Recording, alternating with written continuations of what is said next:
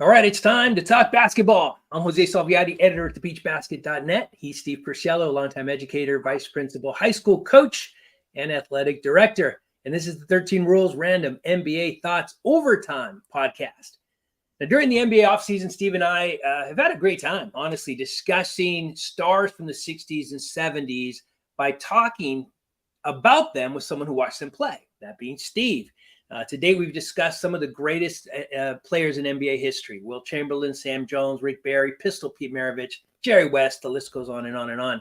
We've also been fortunate enough to interview current NBA referee Scott Foster and NBA champion Kevin Greavy. It's been a great NBA offseason. As the NBA offseason winds down, we're going to do something a little bit different. And a special thank you to Chris, a listener of the show. We're grateful for this suggestion. He thought it'd be kind of cool if we discussed not players from the past, but games from the past, rivalries from the past. So we're going to discuss today arguably the greatest rivalry in sports history. In fact, we're going to discuss the greatest decade of the greatest rivalry in sports history, and that is the 1980s battle between the two winningest franchises in NBA history, the Los Angeles Lakers and the Boston Celtics. And you can tell if you're watching, Steve is a Boston guy. He's got his hat. I'm in LA. I don't show it off too much, but there's my hat just to kind of even things out. I'm not going to wear it the whole time. I always thought that the 60s were the best years for the Boston Celtic-Laker rivalry. Oh, because the Celtics won. Every time. Yeah, I got you. The 80s were when the Lakers punched back a couple of times. We'll get to it. They slapped back. They didn't punch. We'll get to it. And you can see what you're in for, listener. You can see what you are in for. It's going to be fun. So again, thank you to Chris. We're excited to talk about it. The 80s represented kind of my start, right? And falling in love with the game. And it was because of Magic Johnson. It was because of Larry Bird. It was because of these games, man. This is when I started to become a really aware basketball fan. So I don't have the memory of it, I think, that Steve does, but I certainly remember pieces of this and excited to share my insight, right? Because to date, we've been talking about games Steve's seen. I saw some of these. No, I saw all of these too. So I'm excited to talk about them. But first, let's do a quick recap of what led up to the 1984 battle between these two great franchises. In 1980, rookie Magic Johnson led the Showtime Lakers to the NBA Finals against Philadelphia 76ers, led by Dr. J. This is great basketball in the 80s. Boston reached the 81 NBA Finals, led by the Big Three of Larry Bird, Kevin McHale, and Robert Parrish. They met Houston, the Houston Rockets, who were pretty much single-handedly carried by Moses Malone and upset the Lakers and Magic Johnson in the first round. The Celtics won that finals in 6 games. The Lakers returned to the finals in 82, this time led by new coach Pat Riley in a rematch against the Sixers. The Sixers defeated the Celtics in the Eastern Conference Finals in a 7-game series, but they lost to the Lakers in 6 games in 82. So Lakers, Celtics, Lakers, but they hadn't met yet. 83, the Sixers traded for Moses Malone, who was also the league's reigning MVP. With Malone and Dr. J, the Sixers won the 83 NBA Finals in a sweep over the Lakers. So the Sixers kind of ruined the party there in 83. And then in 84, after a 4-season buildup, waiting for this matchup, NBA fans got what they wanted: the Los Angeles Lakers versus the Boston Celtics in the NBA Finals. This was the last NBA Finals to use the 2-2-1-1-1 format, which, think about it, right? 2 games, and then 1 game each place. A lot of travel. So this was the last game that used it, and that will become relevant, I think, as we discuss each of these games. Now, 10 future Hall of Fame players suited up. There were more Hall of Fame coaches, more Hall of Fame referees. This was an unbelievably amazing time for NBA basketball. But the 10 Hall of Fame players were Larry Bird, Dennis Johnson, Kevin McHale, Robert Parrish, Kareem Abdul-Jabbar, Michael Cooper, Magic Johnson, Bob McAdoo, Jamal Wilkes, and James Worthy. Some of the best basketball you'll ever see. So what Steve and I are going to do is we're going to take the series game by game with a focus on the box score, right? So we can't look at each game and dissect it. We'd be here too long a time. Not that we couldn't do it. We'd probably have a good time doing it, but we're gonna try and keep this a little bit shorter. So we're gonna take a look at the box score and see what comes up, right? What catches our eye about each game. We'll start with game 1 in Boston. All right. So before we get there, and I'm going to pull up the box score here in a minute, Steve, I know you wanted to talk a little bit about the path that each team took to get there in 1984. What was that like? What do you remember? The Celtics beat the Bullets in 4, and it was a 3 out of 5 series. Then they played the Knicks, and it took 7, and that was a great series. They really went at each other pretty hard. And the Knicks, ultimately weren't as good, but they really held up well. And then they beat the Bucks in 5 to get to the finals. And for the Lakers, they weren't, how can I say, they only won 54 games. The Celtics won 62. So they had a tougher path in the playoffs than Boston did. They were swept by Philly, as you mentioned. So they didn't, their path wasn't nearly, it was more difficult, I guess, is what I'm saying. Yeah. But yeah. The other thing that I just want to point out, and it'll come into play in game 5, the games in Boston are in Boston Garden, the old Boston Garden. Now, it's a historic place. It was a historic place. But if you actually went into the arena, the history doesn't match the arena. The arena was a dump. Right. So, it plays in game 5 with the heat, with no air conditioning in the building. So there were issues with it. The other thing was Red Auerbach, the tremendous general manager and coach of Boston, was known for shutting the heat off and also turning the heat up, to doing the opposite. Also, showers were always cold for the visiting team. For some reason, the water never worked. The locker room space was small for the visiting team. So there were a lot of issues that Auerbach was famous for. And that kind of is a prelude, because if you know anything about Pat Riley will go to his death hating the Boston Celtics and hating Red Auerbach. And it's because of some of these things that is why Riley is like that. Yeah. No, and I think it's things that I don't think you can get away with today. I just don't think you can. But back then it was open game. And listen, man, a tip of the hat, really, tip of the Lakers hat to Red Auerbach. You do everything you can within the rules to win the game, and that's what he did. Yeah, he right? did. He did. So, he did a good job. And he did a good job of it. I got nothing but respect for that, honestly. All right, let's take a look at game 1. Now, this game was in Boston, okay? Now, keep that in mind. The Lakers did come in, I would imagine, as a bit of an underdog. Steve, to your point, the Celtics had a better season. They, let's say steamrolled. They got into to the finals where the Lakers had to struggle a little bit to get there. But let's take a look at what happened in game 1. Here is the box score for the Los Angeles Lakers. Here's the box score for the Boston Celtics. We're going to dive in just a little bit to see if there's anything that pops out. But here is the score. Lakers took game 1, 115-109. Now, game 1 doesn't mean a whole heck of a lot. Of course, you'd rather win it than lose it. But to get one on the road in the finals, this was huge. This was huge. Now, let's take a look at the Lakers box score, and I'll give my thoughts, and then we'll go down and take a look at the Celtics.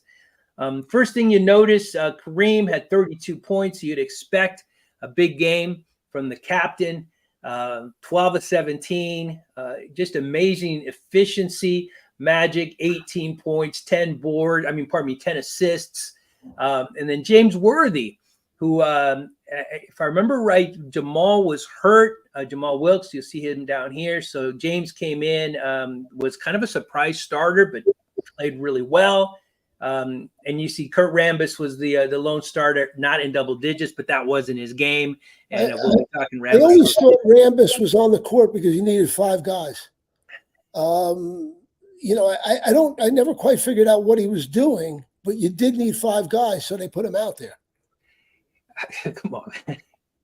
Rambis was a good defender. He was a capable defender, a good rebounder. You got to give him that. If you say so. All right. Like I said, we'll be talking Rambis a little bit later, but obviously great start to the series for the Lakers. You could see that they got some good contribution from Byron Scott off the bench. Just overall good numbers. Let's take a look at what Boston did. Look at the number of minutes, right? Steve and I talked about this earlier. 46 minutes for Dennis Johnson, 42 minutes for Larry Bird, 39 minutes for Kevin McHale, who, according to this, didn't start. No, Is that right? He didn't. When Maxwell was there, he started. Don't forget, Maxwell was the MVP in '81 in that series. Okay. So he was revered. They lost a lot of use for him in the next year because he had an operation on his knee and he really never really came back and didn't help them in the playoffs. And so they traded him after the '85 season for Walton, which made them one of the greatest teams of all time in '86. But yeah, and the other thing that's interesting about that is you have Gerald Henderson. He'll play a major role. Gerald Henderson was a guard who was really a journeyman guard, but he'll play a major role in game 2 in that series. The other piece too, and you look at Parrish fouled out and look what he played. So you really get an idea of what Kareem was capable of. And by the way, McHale didn't struggle for minutes. If you look, he had 39 minutes. Yeah. What's interesting also for Boston, and Scott Wedman, who's a tremendous shooter, pure shooter, will play a role in this series. But he played 12 minutes. He was considered a really good shooter in the thing. This first game was really non-eventful. It was scary if you're a Boston fan, because you realize game 1, you're supposed to win if you're home. Sure. And the Lakers, though they only won by 6, they were in control of the game. And it was scary because you thought they were in trouble because the Lakers were just better. And I believe to this moment, the Lakers were better that series. Wow. I'm going to encapsulate. I'm going to cut that out. I'm going to save it. I'm going to transcribe it. And I'm going to put that on my wall right next to Kobe Bryant. Thank you for that. Next to that, put down, but the Celtics won. No. Everything to the left side of the butt. I do want to call out here about Larry Bird, 24 points. Terrible game. 14 rebounds, 5 assists. He had a poor game. He didn't shoot well, if I remember right. And it's saying it's 7 for 17. He really struggled. And something interesting, if you look at it, how many attempts did the Celtics take from 3? And it tells you about the early 80s basketball. 3. That's right. Good point. And they made 1. Let's take a look at what the Lakers did. 2 and made 1. The game has changed. That's right. But one thing that hasn't changed, you want game 1, especially if you're playing on the road. The Lakers got it, 115-109. They had to be feeling good. And they got to know, you win game 2, all of a sudden you got a stranglehold on this series. And they looked like they were going to win game 2. Yes. Let's take a look at game 2. Because this is stuff, honestly, I was a young guy. You're just getting into falling in love with the game. I don't remember the details of it. I do. But very well. I can imagine. But look at this, you guys. This is pretty shocking. Let me hide this. Boston won game 2, 124-121. This game went to overtime, did it not? It did, right? Yeah. 124-121. So what a missed opportunity for the Lakers. Again, we're just going to take a look at the box score. We'll start with the Lakers. Look at the scoring at the top here. Magic with 27-10, almost a triple-double, 27-10 and 9. Kareem with 20. Not as efficient, right? So I imagine Boston really wanted to hunker down and stop this guy, and they did. 9-22 is super poor shooting overall for anybody, much less one of the greatest to play the game. 29 for James Worthy, who went off. That's probably what they did. Maybe they backed off James, the defender, and doubled Kareem. I'm just guessing based on the numbers. Coop, 9, and Kurt Rambis, he showed up. He was there. He was the 5th player on the court. Just a quick thing, though, I want to mention. Kareem was, about 35 or 36 at that time? True. So he was beyond. We talk about LeBron, but Kareem held his own for quite a while, and he still played another couple more years after this. Yeah. So, you got to give one of the greatest players ever. But undeniable. Love that shout out. Yeah, I love watching him play. Even even in his later years, right? When Magic would get the ball and would go down for a fast break, Kareem would sit back and watch. And then you would always see him come in, right? Maybe 10 seconds left on the shot clock. He'd take his spot right in the corner. Magic would give him the ball. He'd do his sky hook. It was amazing to watch. So, I mean, the Lakers certainly punched. They wanted game 2. I want to take a look at the score quarter by quarter. Well, so, look, Boston got off to a big start in the first.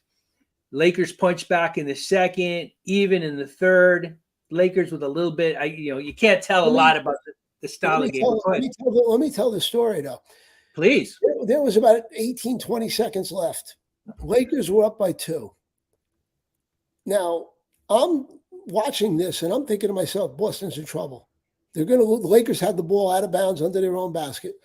And I'm saying Boston's in trouble. If they lose these 2, they're going to get swept. Right. And I'm thinking it's over. Now, Boston has a pressure.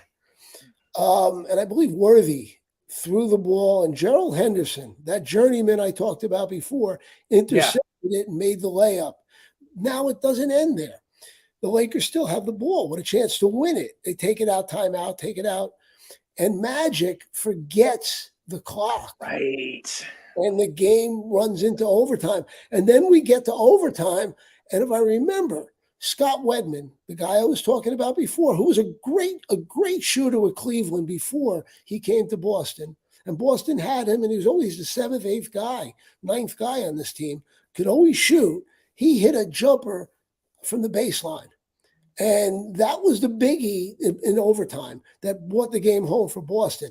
Now, you got to keep in mind, Boston had no right winning this game. And you think about the greatness of Magic Johnson, and I'm going to use an analogy. It's like Mariano Rivera blowing a save in a tough situation. Magic didn't do that. And Worthy didn't do that. They screwed up, and Boston steals game 2. That keeps Boston in the series. Otherwise, they were done. They were done. Now, again, Bird, when you look at it, he did have 27, but his assists were way down as always, and he wasn't, doing the whole game yet, but he will. But no doubt. Looking back at this, right? Again, when I watched this game, and I'm sure I watched it, I'm sure, I was rooting the whole way, and I vaguely remember the Henderson steal because there was a throwback to Havlicek stole the ball, right? A famous Johnny Most call. Yes. So I remember that. I think Johnny Most and folks on the national broadcast were making that correlation back to another great steal by the Celtics. But what really kind of sticks out to me, and you called it out, as we have 10 Hall of Famers playing the game, right? But the guy who made the big steal, kind of a journeyman. The guy who hit the big shot, a journeyman. Those are the guys you need to win these kind of games. And Boston had that in game 2 and stole a game from the Los Angeles Lakers. So now it's tied 1-1. They fly to Los Angeles. Let's take a look at what happened in game 3. Ugly. It was an ugly game. So you know who won. Bates done that alone. And look at that. Boy, that doesn't look ugly to me at all. 137-104. The thing that stands out, that's a key piece to this, the game was over. Larry Bird called out his team as being a bunch of sissies. Yeah. That will stand out, and that will be a turning point in the series. 100%. Because, when your captain says something like that, and I think we've had other players do the same thing, your teams are either going to respond or they're going to just cower in fear and just kind of, that's the end of the series. The Celtics responded. But let's not take the highlight off of game 3. Let's take a look at who did what here. Now, Larry Bird's starting to bubble, right? You said his first couple games weren't great. 30 points in game 3, 7 rebounds, still a little shy on the assists, 2 assists, but he didn't get a lot of help. Look at this. The starters, Parrish, 9, Cedric Maxwell, 9, Gerald Henderson, 10, DJ. Is that right? 14 minutes after playing 45 in game 1, he only had 4 points. Had 3 fouls. I don't remember, but he probably was played in foul trouble, and then they didn't use him much anymore because Quinn Buckner got more run, and ML Carr, who probably was the best towel waver in the NBA at that point. That no greater memory about the I remember who smoked the cigar? That was Arbeck. And the towel waving. That stuck with Laker fans. I don't want to take something away. ML Carr in his day, this was near the end of his career. He was a good player, a real good player with Boston and Detroit, I believe. But he was a nice player. Carlos Clark was he didn't play a lot. And Greg Kite was the lefty reserve center who I remember him. Couldn't shoot at all. Really very limited. And the fact that they got this much time lets you know that this was not a good game for the Boston Celtics. Let's take a look at what the Lakers did in this dominant game. And you can see, I mean, less scoring from the stars, just more scoring from everybody, which is kind of typically what you see in a tight game like this. A lot of garbage. Magic. Look at Magic, 21 assists. If I remember right, that was an NBA record at the time. I don't know if it still is. Might still be. 21 assists, 14 points, 11 rebounds. That's a heck of a game. Kareem, 24, Coop, 17. So good balance. Even Bob McAdoo off the bench. Mike McGee off the bench. Mike McGee was a solid little shooter. I remember him well for a couple years here. Swen Nader got some run. Larry Spriggs and Mitch Kupchak. We talked about Mitch Kupchak with Kevin Greavy not too long ago. Yes. Who was actually a really good player. He got 3 minutes in this game. All right, so now the Lakers are up 2-1. They've got the home court advantage. They know they should be up 3-0. I mean, come on. They've got to have that mentality. Maybe that mess with them. And then, big thing to remember, Larry Bird called out his team as a bunch of sissies. Who does that? How are the Boston Celtics going to respond? Man, Kevin McHale took that to heart. Let's take a look at what happened in Game 4. The Celtics came back and won 129-125 in LA. And, well, before we get to the box score. Another overtime game, by the way.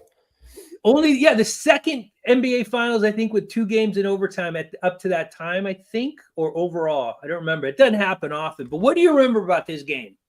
I remember a couple of things. I remember when McHale clotheslined with the arm out as Rambis went down the lane, and almost a fight ensued. Now, you got to really put this in back then in the NBA, that was normal game. Right. In today's NBA, people would have been tossed. Yeah. McHale would have never, moved on and played and so on. The Lakers weren't great at responding, which was interesting. And it really set a tone where Boston's it's like being in the schoolyard when somebody is better than you. What you need to do is begin to start pushing them and hacking them quietly, because that's the only way you're going to even it off. And Boston realized they were in trouble. So now they've done that. Now, in that same game, I believe Bird and Jabbar almost went at it. And also, I think Cedric Maxwell, when Worthy was shooting a foul shot, gave the choke sign to him. It was ugly. It was ugly. And there's a part of me as a basketball fan, I didn't like what Boston did. I understood what was happening because it's the only way you can win a game against them. Now, one other thing that's interesting, the Lakers were winning in regulation by 5 with a minute left, and they blew that. Johnson missed 2 foul shots, too, down the stretch. So that kind of, and Boston went on to win it in overtime. So that was something else that was there. But the biggest story of this game was the physical Boston taking it to another level. And again, I think the NBA responded not to that game, but to things like that, saying the better team's got to win, and we're not going to allow things like this to go on in the future. And over the years, the NBA has cleaned themselves up to a point where picture, but the NBA has cleaned themselves up in a way where that stuff can't go on. You're out. You're thrown out. I thought it was a block and a shot myself, but I thought he blocked it clean. But go ahead. Yeah, you can see he got all ball, right? Yeah, and half a neck. This is honestly staggering, right? When you look at the picture, if you look at the replay, knowing the game, what the game is today, you're absolutely right. I mean, there's no way. Not only would McHale have been tossed, I think the retaliation, right? Rambis might have been tossed too. I got a quick interesting thing. In 87 or 88, maybe, what 88, I think it would be, the Celtics lost to the Pistons. Lane Beer was beating up the Celtics a lot. Parrish had enough. And in game 5, he cold-cocked him. The NBA's response, now think about that. In today's game, probably gone for a while, he was suspended for 1 game. And, Boston lost the series. But the point being, that would be the reaction. It would have been a lot stronger in today's game. Yeah. Heavy fine and everything else with Undeniable. Undeniable. The game has undeniably changed. You can see, but this is the reaction, right? And that's what I think we want to call out. Game 3, your star, your leader calls you a sissy.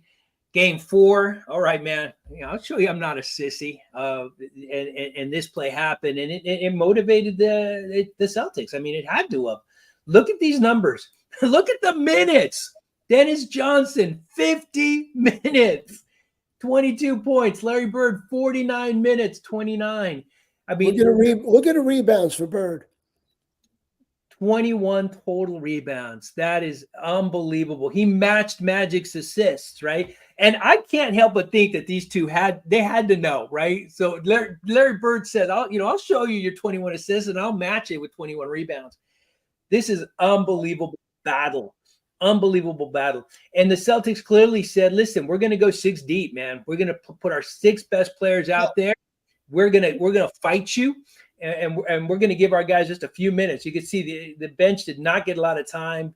Wedman, Ainge, Carr, and Buckner did not get a lot of minutes. Great response by Boston because, again, they know they're down 3-1. It's not looking good for them. So now the game goes back to Boston. And this is where game 5s are always interesting, right? Because it doesn't matter what the score is, right? If you're at game 5, what the series score is, game 5 is a must-win game. Obviously, you're going up 3-2. You're going up. What would it be? I can't do the math now. You're going up 3-1. Is that right? 4-2. I don't know. It's an important game. Bottom line. So let's see who responded and how. Boston won 121-103. Not the story though. The Heat. It was about supposedly 97 degrees in the arena. Don't forget, nowhere, again, what I talked about before about Boston Garden. I remember it was a Friday night game, and I remember watching it. And guys, I think Boston had oxygen or something on the sideline. Kareem couldn't handle the heat. He was struggling with it. And the Lakers really, like, it almost seemed like toughness versus softness. Back then, where Boston was able to, okay, we're going to play.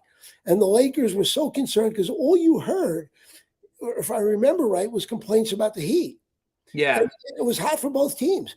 But, Boston handled it well. The crowd was crazy as always, and Boston won. But the story of the game was really the Heat. And that was the only game where Boston won fairly easily in that series.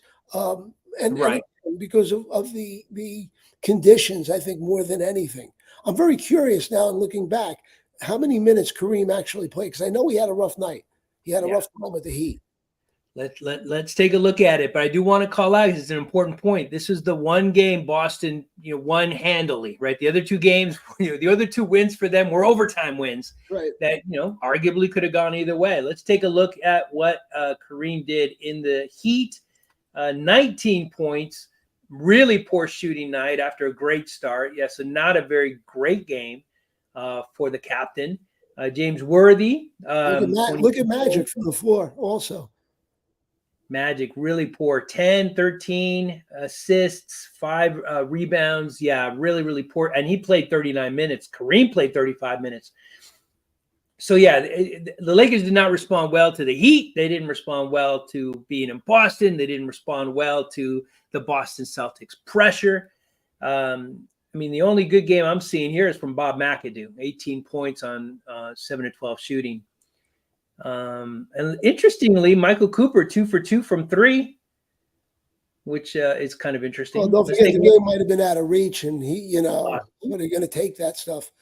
where normally you don't.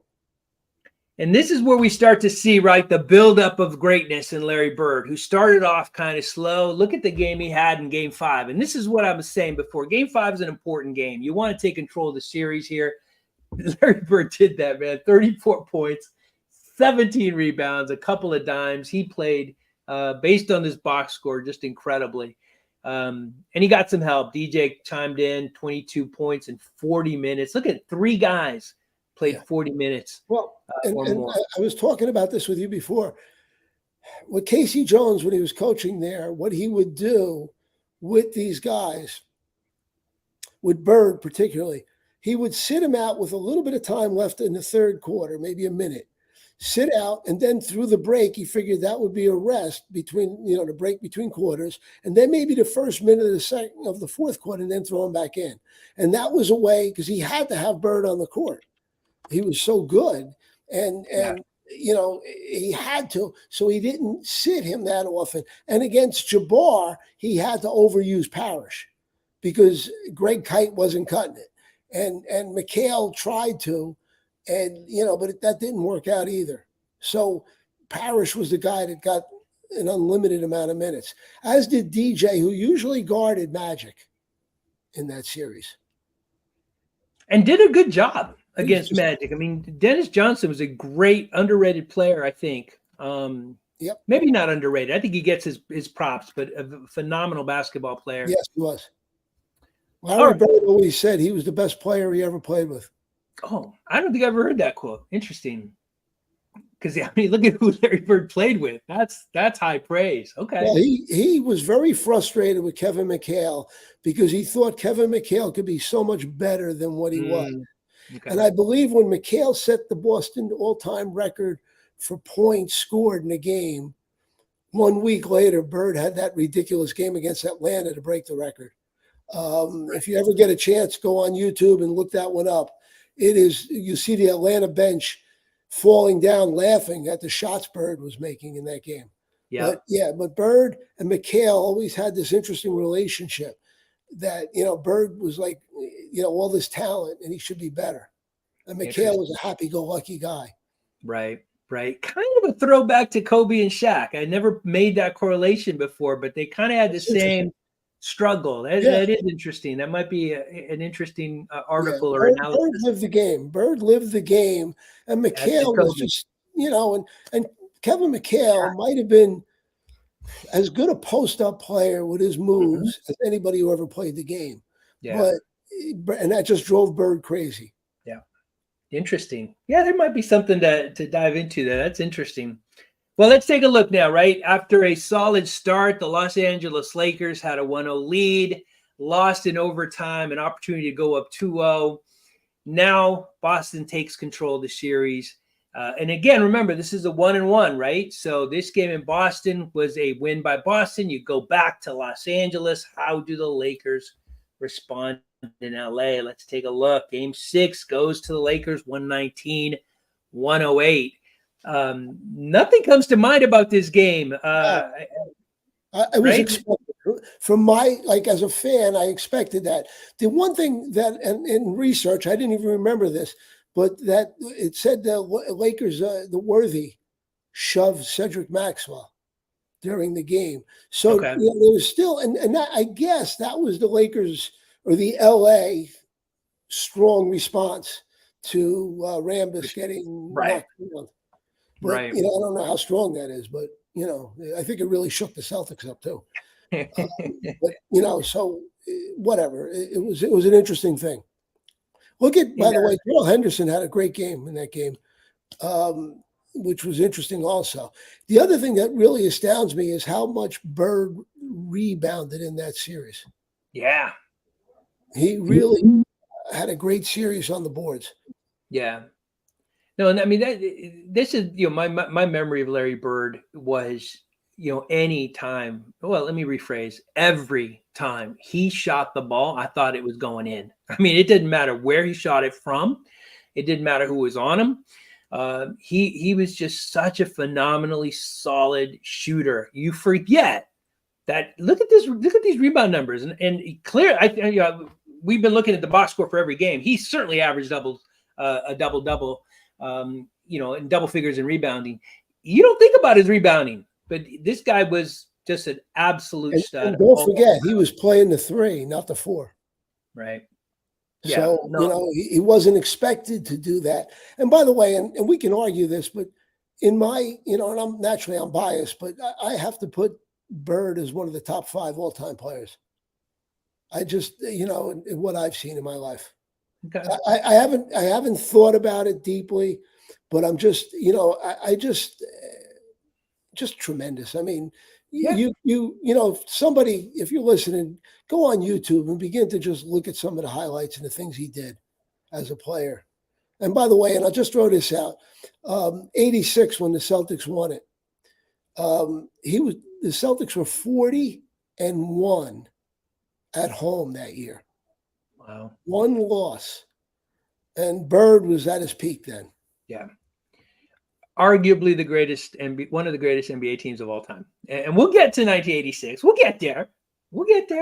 No, we won't. Right now, we won't get to 86. We'll be doing 85. Well, we'll talk about that too. Yeah, the Lakers didn't, they didn't make it that year. But go ahead. I'm sorry. You're shifting focus, man. 119-108. Lakers respond. Let's take a look at their box score. Kareem came back. Better shooting, 30 points, 10 rebounds. That's a good game for the captain. 21 and 10 for Magic, just solid. 20. This is what you expect. What was the date of that game? Just out of curiosity. The date? Yeah, there's a reason. June 10th. What's interesting is there's only 2 days. He only had 1 day off. Yeah, so I'm just trying to see maybe Kareem had more rest that made him better. But yeah, he 42 minutes. Yeah. No, that's incredible numbers, a great response. And I think you're right, Steve, to say, listen, this is what you expect, right? The Lakers are back in LA. You expect them to win this game, right? But I mean, this is a team rather that forgot how much time was on the clock, lost 2 games in overtime that they should have won. So I mean, I don't know that there was a whole lot of confidence, but it must have been undeniably positive.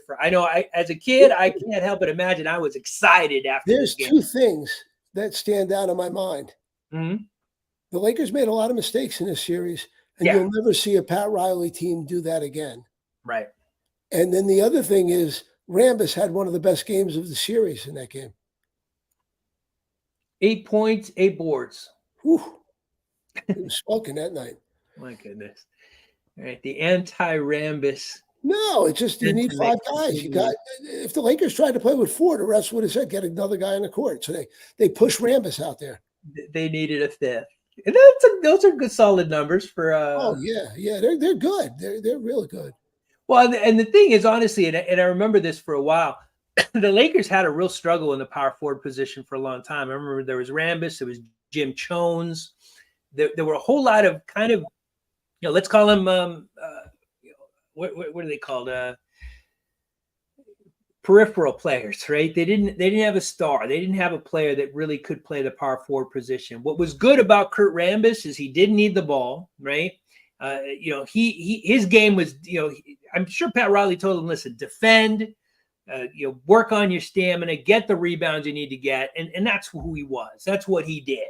He wasn't meant to be anything but what he was. He never tried to be anybody other than who he was.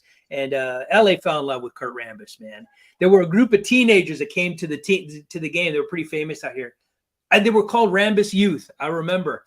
And they would wear the glasses and they would be a Rambis fan club. He was a pretty popular guy here in LA. So just to balance that out. Well deserved. Well deserved. Let's go to game 7. Yeah, it's a good one. Back in Boston, the Lakers got to know, listen, man, and Steve, you pointed out, they made a ton of mistakes. Let's go to Boston. Let's win this, right? Up until this point, and Steve, I imagine you'll know, I'm guessing, but I think I'm right. The Boston Celtics and Los Angeles Lakers had met before in the finals, and Boston had won every single time. The Lakers had never beaten them, much less beaten them in Boston, had never happened. Great opportunity for Los Angeles to make a claim. Did they? They got close. Let's take a look. Excuse me. 111-102. Boston wins game 7, wins the 1984 NBA Finals. Let's take a look at Couple notes. What do you remember?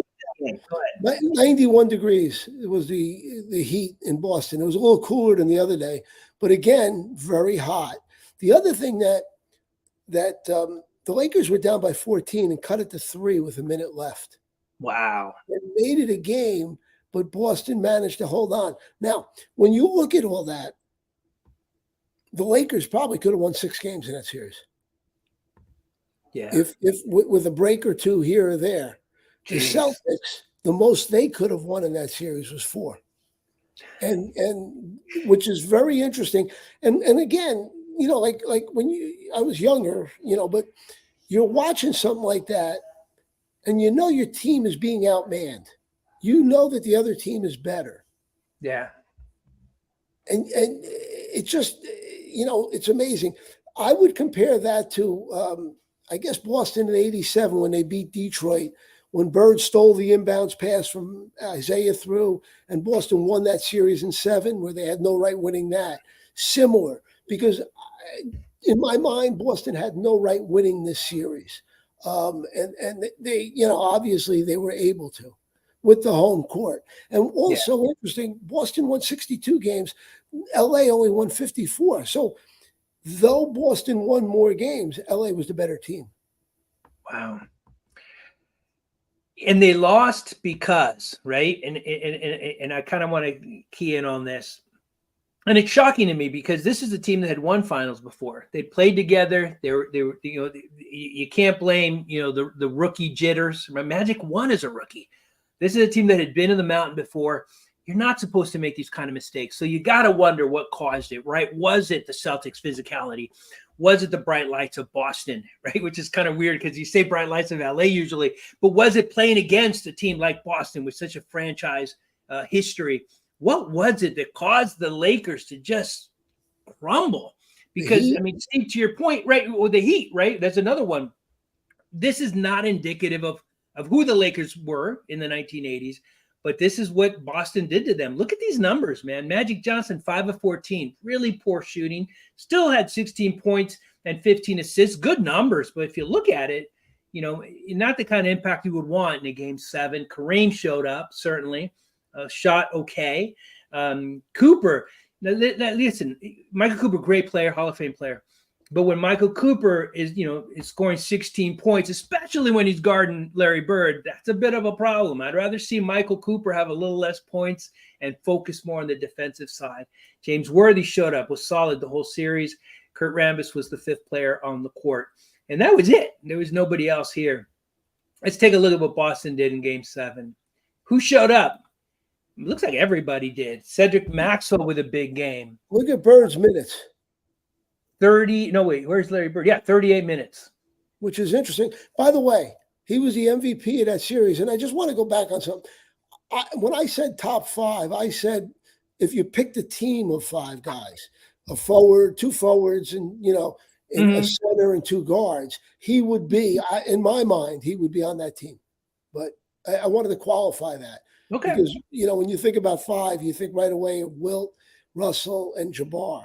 You know, right, all centers. Then you go from there. Yeah. So you're saying, another way of saying that Larry Bird was the best small forward to ever play the game. Yeah, and later in his career, he became a 4. He became a power forward because, you know, he was slowing up and all. But that's... Look at this. Once again, double digits in rebounds, 12 to win the game, 20 and 12. When you relive these things, you're shocked. I'm shocked, right, by the fact that the Lakers kind of just went away. Credit to the Celtics. You still got to win the games. Always credit to the winners. But this was a series that, you know, I think that, you know, and you said it, and so I'll just repeat what you said, right? The better team maybe didn't win this series. Oh, and I think there was a great learning experience for the Lakers. Riley as a coach, this probably made him as a coach in the future because he became the tough guy. And, he didn't take anything from anybody, and he didn't want his team to. And also, it made the team a lot tougher from this. In fact, in the next year, they'll rebound in a big way. So this was a springboard making Riley who he is today, or was, and so on. And also the rest of that team, the Lakers. Yeah. No, undeniable. And, and that's what it takes, right? To get to the top, you got to go through some things. Very, very few teams, just become good overnight. It happens sometimes, but generally speaking, especially the teams that land there and have a dynasty, that have a long run, they get beat up, and they take that and they're better for it. So this was incredible. It's hard, being rooting for Boston, but trying to be fair. It's difficult to do this or say this, but I always looked at Pat Riley as probably the best modern day coach. Then when I say modern day, I say from the 80s to today, best, and also the best general manager modern day. And you always wonder, in looking at these things, how much these things did for him to make him the person he is, now. Yeah. No, and it's undeniable, right, that not only Pat Riley, but Kareem Abdul-Jabbar, Magic Johnson, Byron Scott, James Worthy, they all took this. They hurt during the offseason, and they came back ready to take on the challenge. That's it, man. That is the 1984 recap, game by two people that were there and watched it. One guy with a little more vivid memory than mine, but super, super exciting. I learned a lot about a game that I know I watched, but I just didn't know a lot about. But let's see now. It's a great buildup, right? We said Pat Riley learned from this. We said Magic learned from this. The whole team. Next week, we're going to discuss the 1985 NBA Finals, which just happens to be a rematch. What a great time to be an NBA fan, especially from Boston and Los Angeles. I don't know if I'll be there for that one, but, we can talk about it. Let's go. Join us next week when we talk 1985 NBA Finals. Silly hats. Next week on 13 Rules Random NBA Thoughts Overtime Podcast. We are excited. Thank you for joining. Thank you for listening. Please join us next week when we talk about 1985. We'll talk then. Thanks, Steve. Thanks. Take care.